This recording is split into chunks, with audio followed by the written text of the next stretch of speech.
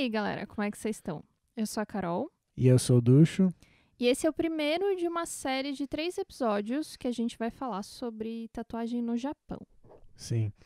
É um tema que a gente tem, sei lá, a gente sempre fala bastante sobre, a gente tem muita curiosidade sobre cultura japonesa, os dois. Ex-otaku, né? Não sei se Meu passado me persegue. Não sei se é ex-otaku, né? Mas, enfim. Eu tenho bastante curiosidade pela cultura japonesa de uma forma geral. Cultura oriental bastante, né? Em geral, a gente curte bastante. Você tem estudado bastante China recentemente, até, né? Enfim, Sim. todas essas diferenças Ocidente-Ocidente. Aliás, foi Ocidente-Ocidente? Todas as diferenças Ocidente-Oriente. Aliás, a Carol viajou para o Japão há um Sim. tempo atrás. Em 2019. Passou o quê? 20 dias. 20 dias. Não, nesse episódio eu não vou falar particularmente de nenhuma experiência pessoal que eu tive lá. A gente vai focar em um outro assunto. Mas sim, eu fui pra lá em 2019. Só pra mostrar que, né, o interesse é real e... de fato, E você pretende real. voltar ainda. Pretendemos ir juntos, se tudo der certo. Sim. Num futuro distante. No futuro distante. Mas então, vamos lá? Bora. A gente vai falar nesse episódio sobre os Ainu. E como, né, a gente vive num tempo de muitas fake news e é meio difícil a gente ter fonte certa das coisas, eu quis ter certeza das informações, porque é muito difícil achar informações sobre essa galera em português, é muito difícil achar informação sobre esse povo em português, né? É uma coisa muito nichada. Então, o que eu tenho de informações são 2 artigos em inglês. Um é de um antropólogo que ele estuda só tatuagem. Então, ele tem um blog onde ele fala sobre esse povo. Mas especificamente a tatuagem deles? Tipo, ele fala dos costumes, mas como o foco dele é tatuagem, ele vai falar do processo de tatuagem desse povo. E o outro é uma entrevista com uma moça, que ela é metade Ainu, metade japonesa, e ela, né, conta várias coisas. Ela é bem militante por essa questão de aceitação dos Ainu como parte do Japão. Acho que antes de mais nada, antes da gente falar sobre qualquer tema assim, do podcast, acho que é interessante você falar, tipo, quem são os Ainu? Dar um panoramazinho rápido. Sim, eu vou falar. Eu só queria deixar explicado. Esse disclaimer. Deixar explicado porque eu vou deixar linkado pelo YouTube, né? Para quem tá vendo pelo YouTube, tá ouvindo pelo YouTube o podcast, eu vou deixar linkado as 2 matérias. Então, quem souber inglês, tiver mais interesse, pode ir direto lá, viu? Não tiramos da nossa cabeça as informações. Os Ainu, uma palavra que significa humano, são um povo indígena que acredita ter se adentrado o Japão pelo norte, ali pela ilha de Hokkaido. E a gente encontra esse povo hoje em dia, também em Honshu, que é a maior ilha, a maior das ilhas do arquipélago japonês, que fica ao sul de Hokkaido e onde está Tóquio, que o Japão é dividido por ilhas, né? Não é só por estado. E a gente encontra eles também nas ilhas Sakhalina e ilhas Kurila, na Rússia, extremo leste da Rússia. Eles são um povo que tem as características bem diferentes fisicamente dos japoneses, porque eles têm cabelos ondulados, olhos castanhos que podem ter detalhes coloridos, né, de verde, de azul, tem um porte físico bem robusto e tem pelo abundante. Um detalhe engraçado. E é importante porque existe uma teoria que esse povo ele não seja japonês de fato, ele seja caucasiano de origem. É engraçado, porque é isso. Um povo que está na região do Japão e que tem um biotipo assim tão diferente do biotipo tradicional japonês, né? Que é cabelo super liso, olho mais escuro em geral, né? E tipo, Enfim, É uma povo. diferença bem gritante. Sim. E eles estão nessa ilha, existem até hoje. Tipo, existem Existem Ainus até hoje. Ainus vivos até hoje. A gente tem uma contagem de aproximadamente 20 mil. Né? Pô, Uma até que é contagem. bastante, pensando assim. Que é É, uma... mas é uma contagem de 20 mil, digamos, que é o que é registrado. Porque tem muitos Ainus que não dizem que são. Durante o podcast eu vou explicar por quê. Mas talvez seja uma subnotificação esses 20 mil. Possivelmente tem a origem, a herança Ainu, sei lá, ainda esteja muito mais pessoas do que apenas 20 mil. Talvez. Possivelmente. Talvez. Possivelmente. Mesmo que historiadores da cultura Ainu e evidências de DNA apontem que eles possuem algum tipo de descendência direta dos pré-históricos Jomon, que são o povo que deu origem ao povo japonês, seria, né, esses pré-históricos que deram origem aos japoneses de hoje, ainda existe, 2020, 2021, uma forte discriminação e tentativa de assimilação desses indígenas à cultura japonesa. Há uma crença, de novo, né, porque essa questão dos Ainu e do porte físico diferente, de que, do mesmo jeito que, por exemplo, a gente acredita que o homem evoluiu dos macacos, existe uma crença muito pejorativa que os Ainus teriam vindo dos cachorros. Uau! A Inu tem a ver com isso? Porque cachorro é Inu, não é? Inu em japonês. Não tem a ver com o nome. Existe uma crença que eu acho que é mais como existe. Ah, entendi. É pejorativo, como você falou. É pra, tipo, rebaixar eles, né? Tipo, em vez deles virem dos primatas, eles vieram dos cachorros, como, tipo, né? Uma raça inferior, algo assim. Isso, é isso. E existe até umas gravuras que a gente encontra na literatura japonesa que mostra, que propaga essa ideia de que eles vieram dos cachorros. E tem também uma outra coisa, que eles são chamados de Kanko Ainu, que seria turista, Ainu turista, como se eles fossem estrangeiros dentro do Japão. E a presença dos Ainu no Japão é uma parada que imagino que muito antiga, né? Pelo que você está falando, assim, parece ser milenar. Então, a similaridade entre as tradições artísticas dos Ainu e dos Jomon, principalmente a cerâmica, principalmente o jeito que eles produzem a cerâmica, conduzem a uma narrativa de que essas práticas que eles fazem até hoje vêm de uma linha cronológica de aproximadamente 10 mil anos atrás. Uau. Muito velho. Imagino que você vai falar também, mas né, em todos esses milhares de anos, os Ainus foram... Eles fizeram parte da sociedade japonesa? Aí que tá. Vou puxar aqui a outra informação que eu tenho aqui. Manda. Foi somente em 1997, por conta de pressão internacional, não foi uma coisa interna, que o Japão reconheceu os Ainu como um povo indígena, através do Ainu Shinpo, ou Nova Lei Ainu.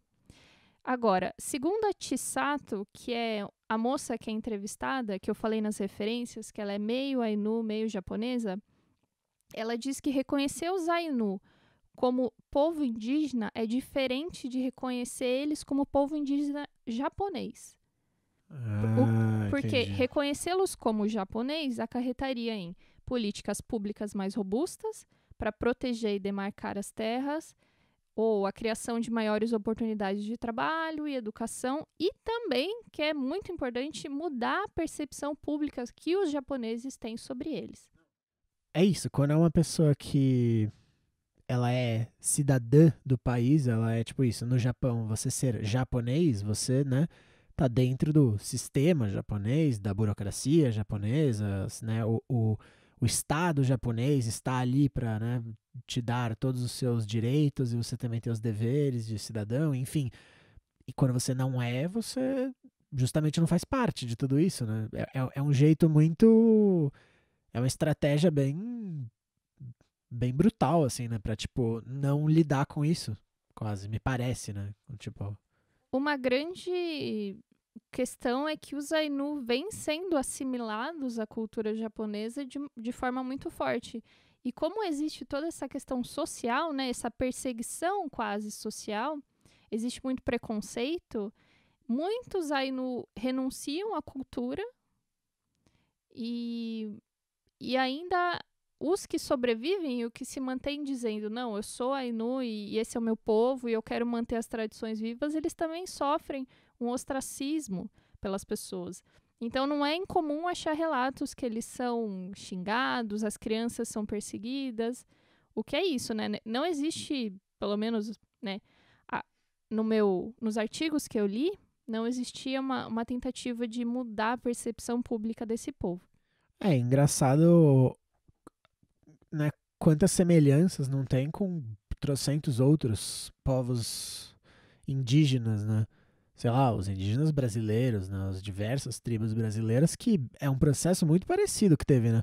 Só eles não são chamados né, de estrangeiros no próprio país, eles são, né, não tem como negar que são nativos, até porque eles estavam aqui antes, mas é quase isso, né? Tipo, eles são renegados como, tipo, quase que cidadãos menores, né? Eles estão afastados, eles não fazem parte do sistema, eles não querem, ou, né, cria-se todas essas narrativas de que eles não querem fazer parte, não sei o quê, blá blá blá, e aí. E é isso, você acaba, tipo. Você remove eles do seu país, praticamente. Você não remove fisicamente, mas eles não fazem parte, né? Da sociedade brasileira, sociedade japonesa, sociedade americana, o que quer que seja, né?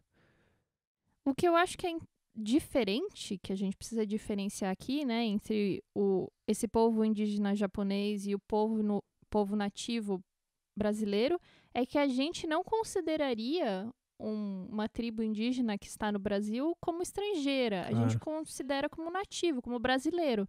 A questão é que os Ainu não são considerados japoneses. Então, isso cria um problema social muito grande para eles.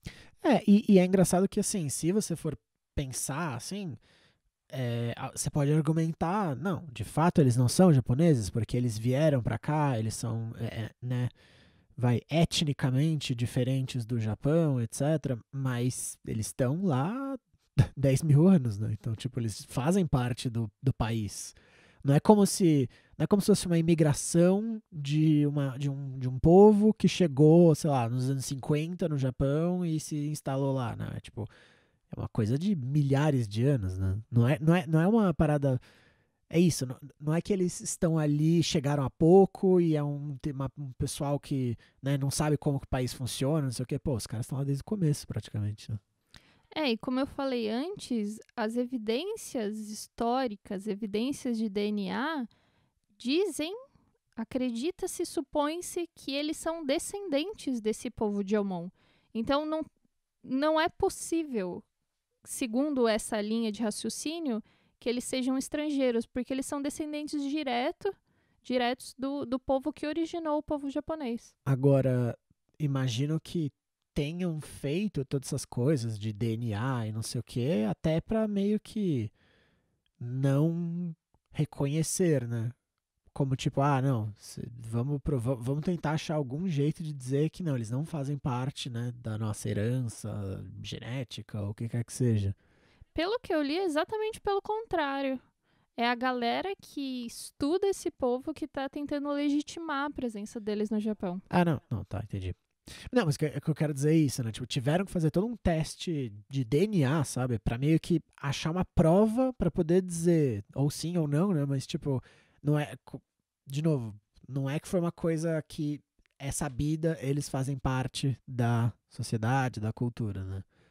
Eu imagino que é isso. Tenha sido uma batalha de muitos anos pra simplesmente aceitar que eles fazem parte do país, né? Sim. Bom, esses artigos que eu li, eles são de 2008 e 2007. Então, eu não consegui achar notícias mais novas. Eu imagino que até hoje eles estejam, né, pressionando, tendo que pressionar muito forte o governo japonês para conseguir os direitos que são deles, né? Que são inatos. Então tá, como que a Tatu entra nessa história? A religião é o ponto mais importante para a gente entender o uso da tatuagem pelos Ainu. Entre eles, acredita-se que todos os fenômenos naturais, incluindo flora, fauna e até objetos inanimados, eles têm alguma essência espiritual. E certos animais, como por exemplo ursos pardos, baleias assassinas e corujas com chifres, continuam a serem homenageados em cerimônias e rituais como deidades espirituais que são chamadas de Kamui. O budismo tem essa parada, né? A doutrina budista tem esse lance de que tudo tem uma energia, né? Uma coisa assim. Não, é o shintoísmo. É isso que eu ia falar agora. Isso? Perdão, eu sempre confundo. É isso que eu ia falar agora. É necessário que a gente faça uma certa distinção entre essa crença dos Ainu e a prática shintoísta, que é muito forte no Japão. No shintoísmo, a própria natureza, a natureza em si é exaltada e o animismo está presente, que é diferente dos Ainu, que acreditam que cada elemento natural, cada elemento da natureza, ele é como se fosse um presente ofertado pelos deuses. Entendi. O que é animismo? É a crença de que tudo possui uma alma. Entendi. Além da escultura zoomórfica, os artesãos Jomon também criaram estatuetas antropomórficas, chamadas dogu, que provavelmente foram usadas por famílias para proteção contra doenças, infertilidade e os perigos associados ao parto. As marcas nos rostos de muitos desses dogu provavelmente indicam pintura corporal, escarificação ou tatuagem, sugerindo uma antiga e ininterrupta tradição de adorno pessoal e prática ritual, que é um tipo de também um tipo de escultura que a gente vê em vários povos, né? Não seria só nos Jomon. Então a gente vê que existe uma questão histórica já com a marca corporal, ela já está historicamente estabelecida na tradição. O que é muito legal, que eu achei muito massa, é que pros Ainu a tatuagem era uma prática exclusiva das mulheres. Só se tatuava mulheres e só eram mulheres que se tornavam tatuadoras. Isso porque, de acordo com relatos mitológicos, a tatuagem foi trazida à Terra por uma mãe ancestral. Então, como a tatuagem representava um costume derivado de uma ancestralidade feminina, ela continuou, logicamente, através dos séculos, na linha matrilinear. Em vários momentos da história, as autoridades japonesas proibiram o uso da tatuagem pelos Ainu na tentativa de deslocá-los de suas práticas culturais tradicionais e prepará-los para um processo subsequente de japanização, né? Ou seja, essa assimilação à cultura japonesa mainstream. A proibição ocorreu primeiro em 1799, durante o shogunato Ezo, e foi reforçada em 1871, dizendo que o costume de tatuar dos Ainu era um costume cruel. Só que o grande problema dessa proibição é que, segundo a própria tribo, a tatuagem é um pré-requisito para o casamento e para a vida após a morte. Então, vamos falar um pouquinho de como era a prática em si. Os instrumentos tradicionais de tatuagem eram chamados makiri, com uma forma similar a uma faca. Então, eles não usavam agulhas. Era um instrumento perfuro cortante mesmo. Tipo um bisturizinho, assim. Tipo uma faca. Quando você vê a foto, é uma faquinha de cozinha mesmo, só que bem afiada, né? Nossa. Às vezes, as baias e as alças dessas ferramentas eram intricadamente esculpidas com motivos ou zoomórficos e apotropaicos, ou seja, que protegiam contra o mal. Apotropaicos significa que protege contra o mal? Isso. Ele tem um... Uau, que palavrão pra falar. Ele tem um sentido de proteção contra forças do mal. Forças malignas, enfim.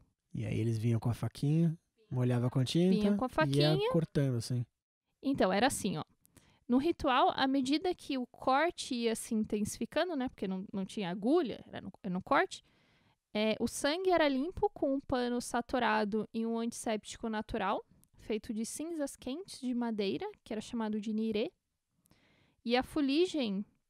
Essa fuligem, né, que era usada para estancar esse sangue, era tirada com os dedos do fundo de uma chaleira então esfregada nas incisões, enquanto o tatuador, a tatuadora no caso, entoavam yukar, que é uma narrativa oral tradicional. Então o que acontecia é que a tatuadora ia cortando a pessoa, ia utilizando essas cinzas como um antisséptico, né, para não inflamar. Enquanto isso, ela ia entoando um cântico, né, contando uma história. Mas e a tinta era, né, essa foligem, então? A pintura da tatuagem era essa foligem? Não, existia uma... Tinha uma tinta. Tinha uma tinta. Mas que a tinta era colocada depois que o corte era feito. Olha, não diz... Pensando no logicamente, imagino que seja algo assim, né? Tipo, corta, põe a tinta, põe o antisséptico, né? Põe a foligem. Ou põe a foligem depois põe a tinta, não sei, mas... Não imagino que eles molham a faca na tinta e vão fazendo o desenho, certo? Eu não sei, porque sabe o que me lembrou? Lembra do outro episódio quando a gente fala sobre as tatuagens nos campos de concentração? Então, justamente, eu tava pensando justamente isso, que lá eles faziam isso, né? Fazia o corte, daí esfregava a tinta em cima e aí, né, tingia o corte. Faz sentido, porque o que o artigo me disse, ele não disse isso em específico, né? Que horas que era depositada a tinta, mas ele diz que era uma tinta azul. Então todo mundo tinha tatu azul, assim? É, Mas era um azul meio escuro. Sei. Mas ele não, de fato, ele não diz em que momento ela era Nossa, mas colocada. imagina a salada de queloide que devia ficar no braço da galera. Pior que quando você olha as fotos, era tão bem feitinho que não parece que tinha aquilo. No artigo tinha várias fotos? Tem várias fotos. Demais. É bem legal. Demais. Não, é que eu fico pensando, tipo, sei lá, imagino que o antisséptico seja justamente pra isso, né? Pra não levantar, porque, tipo, você passar um corte, nossa, já levanta muito a pele, né? A chance de ficar uma cicatrizona é gigante. É a mesma questão que a gente estava vendo no Vikings, né? De como eles fechavam um corte. Você deposita alguma coisa quente, então você tá queimando. Você cauteriza. Você cauteriza Cauteriza isso. o ferimento. Isso. Mas mesmo assim, pensando que assim, eles estão cauterizando com fuligem, tipo, né? Tem deposição de material ali, material que o seu corpo eventualmente vai querer expulsar, né? Imagino, porque, tipo, sei lá, isso, a gente tava assistindo aí a série Vikings e eventualmente o cara pega uma faca quente pra botar no ferimento do cara. Mas ele esquenta a faca e bota a faca no ferimento, ele não tá colocando nada quente ali, né? Ficou pensando nessa... Só pelo fato de estar depositando alguma parada. Que a gente sabe o quão sensível, né, é a nossa pele a qualquer coisinha entrando. Tipo, hoje em dia a gente faz uma tatu, se o estúdio tava meio empoeirado, a chance de ter uma queloide na tatu é maior do que se não tivesse, sabe? Coisas assim.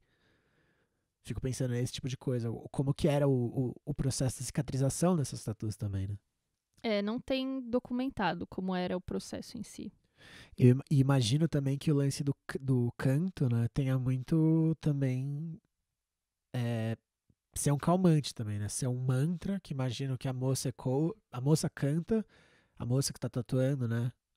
Canta. Imagino que alguém deveria ecoar junto com ela esse canto para criar, né, um certo transe na pessoa. Porque, em geral, né, cânticos rituais têm essa função, né? De dar uma esvaziada no oxigênio, você fica meio leve, assim. Imagino que talvez tenha a ver com isso. Como era uma questão ritualística, era uma questão religiosa, tem toda essa parte do transe, de você entrar na brisa do que está acontecendo. Mas também tem a questão de que a tatuadora encorajava essas meninas, porque, né, eu vou falar um pouco já, mas encorajava essas meninas a ficarem paradas durante esse processo, mesmo que fosse muito doloroso, porque para elas esse ritual as preparariam para o parto, já que... Uau! Era pra, tipo, aguentar a dor. Sentir muita dor agora, porque quando você der a luz, você vai sentir, tipo, muito mais. Caraca! Era, tipo, pra calejar as moças. De certa forma. Uau! Uau, caraca. Então, a tatuagem era depositada sobre a pele em intervalos específicos e era um processo que se estendia ao longo de vários anos. Ela não era um processo pontual. Mas uma tatuagem se estendia durante muitos anos. Porque o que acontecia era que começava-se a adornar com um ponto um pequeno ponto no lábio superior, quando as meninas tinham 6 ou 7 anos, e à medida que elas iam envelhecendo, é que gradualmente essa tatu era estendida até uma faixa mais ou menos ampla, que circunda a boca, então quase como um batom que foi para cima do lábio. E aí ia se estendendo até que no final essa tatu se completava sendo uma curva afiliada em ambas as bochechas em direção às orelhas. Sabe o que você pode imaginar? É tipo aquela boca do Coringa. É muito Não parecido. entendi. Não sei se é necessariamente uma boa comparação. Não, pensa na imagem. Não, tá. Não pensa no personagem, pensa na imagem. Tá, entendi. Mas, nossa, era só no rosto? Não. Mas começava no rosto. Não começava no rosto, mas esse do rosto talvez seja o mais chocante, digamos assim, o mais total. óbvio. Tipo, porque você falou que começava com 6 anos de idade? Sim. O primeiro ponto, assim? Então, é isso que eu tô falando. Essa tatuagem era construída ao longo do tempo. Não é que nem a gente entende hoje que a gente vai no estúdio, termina a tatu. Entendi. Era uma coisa meio de passagem pra dizer a passagem do tempo daquela mulher também. Tipo, você tem um pouco da tatu agora, porque você é jovem, à medida que você vai aumentando o seu tatu, quer dizer que você tá ficando mais velha. Tipo isso, entendi. É isso. Entendi. É bem isso mesmo. E pergunta sobre isso, elas iam continuando eternamente as tatuas, assim? Não, então, quando esse desenho era completo, quando ele já estava com esse sorriso que chegava quase nas orelhas, então a tatu já estava terminada. Mas aí elas faziam outras tatuas no resto do corpo? Então, além das tatuagens labiais, essas mulheres usavam outras marcas nos braços e mãos, que geralmente consistia de desenhos curvilíneos e geométricos.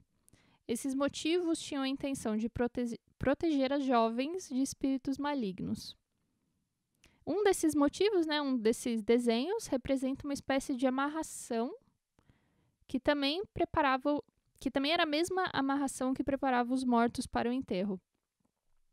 Outras marcas também eram colocadas em várias partes do corpo como encantos contra doenças. E essas marcas são significativas em relação às percepções Ainu sobre a experiência de vida. Então, primeiro acreditava-se que elas repeliam espíritos malignos de entrar no corpo pela boca, por exemplo, e causar doenças ou infortúnios. Também acreditava-se que essas tatuagens labiais indicavam que uma mulher tinha atingido a maturidade, estava pronta para o casamento.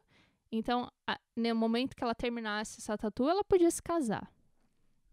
E por último, as tatuagens labiais garantiam à mulher a vida após a morte junto dos seus ancestrais falecidos.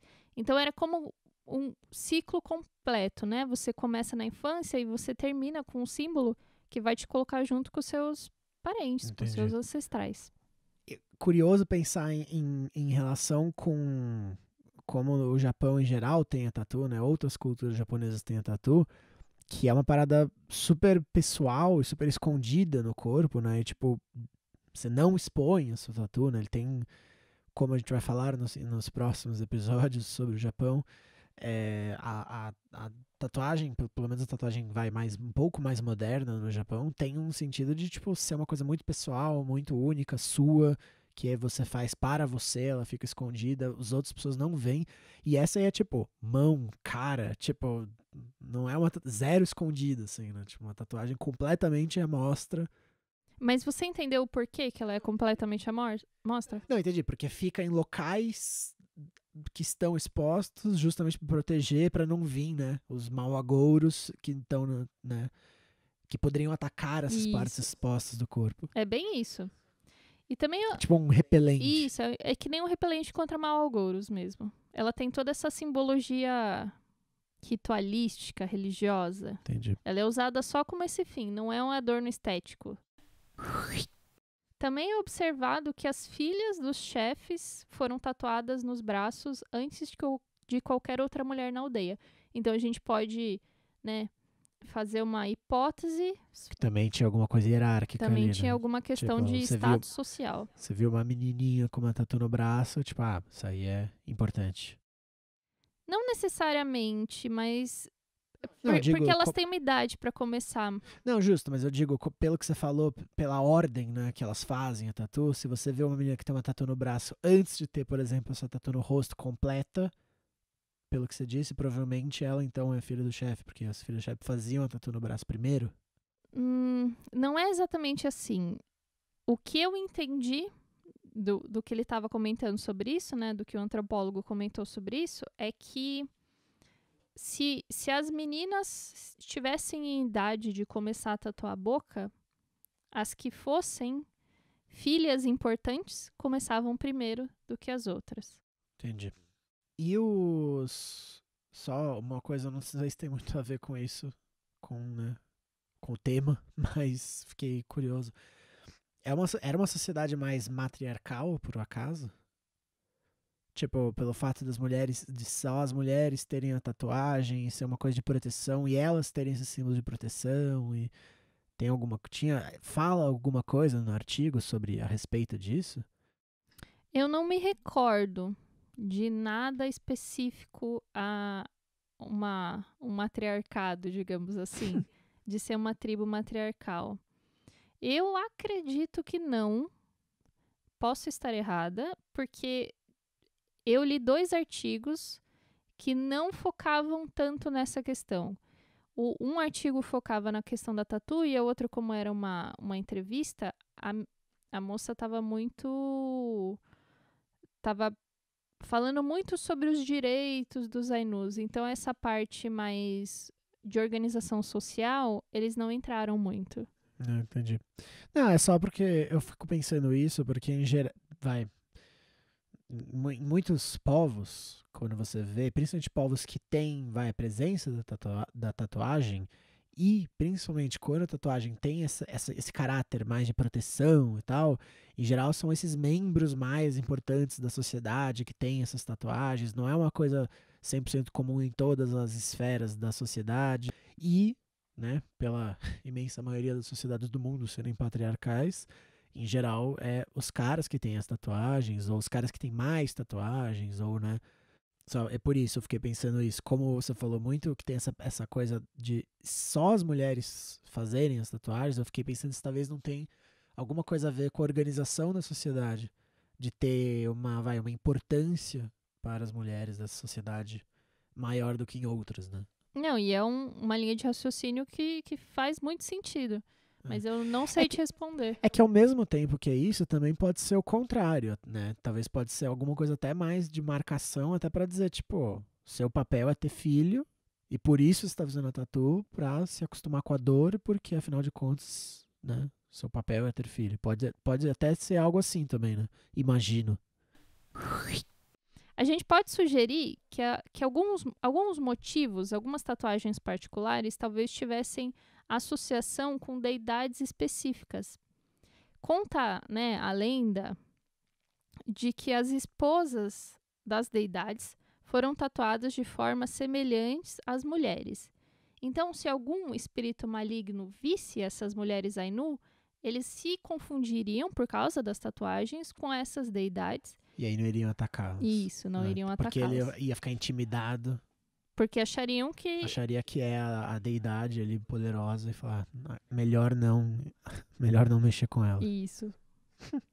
Essa fortificação simbólica do corpo não termina com as tatuagens. Ela também se estende às roupas. Por exemplo, o bordado Ainu parece ter uma eficácia parecida, uma eficácia funcional relacionada. As mulheres bordavam simples suportes de tranças de 2 fios ao redor do pescoço, aberturas dianteiras e nas mangas, para evitar que espíritos malignos adentrassem nos corpos. Os desenhos originais que se assemelhavam a uma corda trançada não eram nada mais do que uma cor sólida, geralmente azul escuro, que era semelhante à cor do pigmento da tatuagem. É bonito isso, né? Tipo, o quão um olhar super, tão puro com o símbolo da tatuagem, né? Que é uma coisa que, tipo, os tatuadores mais tradicionalzão, assim, adora encher o saco, que a galera fala que se perdeu, que a tatuagem hoje não tem mais sentido, a galera, tipo, não sabe por que tá fazendo, o símbolo tal. Esse aí é muito da hora ver essa tradição que é tipo, não, tô fazendo isso por causa do espírito e é tipo, esse símbolo vai me proteger, tipo, né? Muito louco isso, pensar o quão forte é esse símbolo, né? O quão poderosa essa tatuagem, né, pra esse povo. Tipo, o quão mais eu fico pensando que, tipo, você vê né, sendo uma criança aí no, você vê, tipo, uma mãe, assim, mais velha, tipo, cheia de tatu, você fica, tipo, nossa, ela é intocável, assim, Corpo sabe? Tipo, fechado. corpo fechado, isso é muito da hora isso, essa sensação, sabe? De, tipo, você vê ali a proteção aparecendo, sabe? Tipo, uma armadura, assim, muito forte. Da hora isso. É, um jeito interessante que eu acho que a gente encontra em diversas sociedades tribais, que é o uso da tatuagem não como estética, mas como ritual, como proteção. Eu acredito, né? Sei lá, pelo que a gente vê da história da tatuagem, meio que, né, na origem, ela nunca foi. Quer dizer, né? Não que a gente saiba 100%, mas assim, me parece que ela não era prioridade ser estética, assim, ser bonito. Sempre tem uma coisa de proteção, alguma simbologia muito mais importante do que a estética, né? Não, não sei, eu discordo um pouco. Eu acho que a gente. Eu não saberia agora falar quais povos X, Y, Z. Ah, não, claro, claro. Mas eu Tudo acredito. suposição. Eu acredito que sim, ela pode ter sido muito bem usada em sociedades tribais como forma de Adorno mesmo. adorno, como forma de organização É social. que eu não sei, eu sempre penso isso, que, tipo, porque sempre que a gente estuda sociedades mais antigas, os adornos, por mais, né, opulentos e vai, fúteis que sejam os adornos, por mais sem simbologia que sejam, eles sempre têm alguma serventia prática, né, nesse sentido. Ou eles afastam o mal olhado, ou eles trazem boa sorte, ou, como você falou, né, eles te separam em uma casta social elevada ou rebaixada. Mas, assim, em geral, sempre tem uma função que vem muito antes da forma da tatu, né? Tipo, não é necessariamente, vou fazer aqui o risco tal porque eu acho bonito. É tipo, não, vou fazer o risco tal porque o risco tal me traz a proteção tal, tal, tal. Claro que, né? Claro que imagino que as pessoas devessem achar bonito, né? Acho que são muito poucas as sociedades, eu acho que a galera colocava a tatuagem como, tipo, 100% pra ser pejorativo, porque era feio, mas, tipo, a função da tatuagem eu acho que sempre vem antes nessa coisa de ser de ter uma função prática muito clara, né? Nessas sociedades mais antigas. Que é isso, né? Estética também tem uma função clara. Porque eu imagino, eu imagino que a estética também sirva para você arranjar parceiros. A estética pode demonstrar qual que é a sua classe social. Eu acho que é um pouco redutivo, sabe? Não, mas eu não tô dizendo que, tipo, não é redutivo no sentido, tipo, eu não acho que a tatuagem é apenas a coisa do símbolo e as pessoas não ligavam pra cara dela e, né, as pessoas não levavam em conta, né, a forma da tatu. Tô só pensando, assim, que eu acho que a origem dessas tatuagens mais antigas venha sempre para servir uma função prática. Fico aqui pensando. Tipo, hoje em dia a gente faz muito tatu porque a gente acha bonito e pura e simplesmente, assim, né? Tem muito. É muito comum a gente fazer uma tatu que não tenha necessariamente, eu fiz a tatu porque, sei lá, você pega um flash clássico de old school porque seja bonito, não necessariamente porque você viajou para o mar tal, então você vai fazer andorinha, sabe? Mas imagino que nessas tradições antigas você não tinha muita abertura pra tipo, quero eu que não, por exemplo, nas Ainu, uma moça Ainu que não atingiu, a maioridade, vai completar tatu do rosto, por exemplo, já que ela tem todo esse ritual para ser feito também, sabe? É todo um tempo diferente para tatuagem, como você bem falou, né? Sim, mas voltando um pouquinho no que você tava, eu sempre discordo de que a tatu é em si só uma estética e de que ela é em si só um desenho que não tem significado. Eu discordo total dessa teoria. Eu acho que a gente tem que entender que as coisas estão localizadas dentro de um materialismo histórico, que elas têm toda uma construção histórica acontecendo, toda uma construção social. E, enfim, é uma prática do que a gente tem hoje muito diferente dessa do que a gente está falando. Óbvio. Mas só esse parênteses de que eu discordo de que hoje em dia a gente fazer uma tatu e sem significados necessariamente significa que não tem significado. Não, claro, claro. O contexto que a gente tá sempre vai trazer alguma, né? Vai trazer algum significado para essa tatu no sentido de, tipo, ela está ali por algum motivo, né? Ela não está ali à toa. Isso. Mas o que eu quero dizer é mais um significado fechado da coisa, né? Tipo isso, você fez a tatuagem do círculo porque o círculo representa proteção contra a doença, por exemplo, né?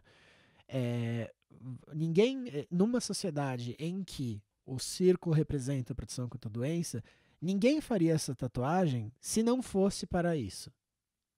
Fico aqui pensando que sociedades muito antigas, né, como os Ainu, que você falou 10 mil anos, coisa assim, duvido que há 10 mil anos um rapazinho Ainu fosse tipo, não, quero fazer o círculo aqui, mas não é por causa da doença. Tipo, não, ela tem um significado muito claro, e ela tem um motivo muito claro, e ela tem um papel muito claro. Ela não é uma coisa de tipo, pra mim representa tal coisa, ou neste momento, sabe? Sim, Nesse sim. sentido que eu penso o sentido da tatu, quando eu digo, é mais essas coisas práticas, pontuais e que diretas que cada uma tem, né? Tipo, o símbolo tal representa tal coisa e você faz quando você precisa de proteção contra essa tal coisa, por exemplo. Bom, pessoal, depois dessa discussão, a gente queria deixar aqui as recomendações do dia. A minha recomendação não é necessariamente específica sobre os Ainu, até porque, como vocês viram, foi a Carol que trouxe quase que todo o conteúdo aí do episódio de hoje. Mas eu acho que tem um pouco a ver com essa exploração da tatuagem no Japão e uma tatuagem um pouco mais antiga do que a gente tem costume de ver na tatuagem japonesa, que é um vídeo da Vice recente que é sobre as tatuagens Horimono e uma peregrinação que é feita todo ano para uma montanha da qual eu não me lembro o nome agora, por pessoas que têm essas tatuagens Horimono. Então, assim, eu acho que é muito interessante. Eu não lembro. É um nome meio comprido o vídeo, mas se procurar Horimono Vice no YouTube, provavelmente vai ser o primeiro resultado. É um vídeo de acho que uns 20 minutos, mais ou menos.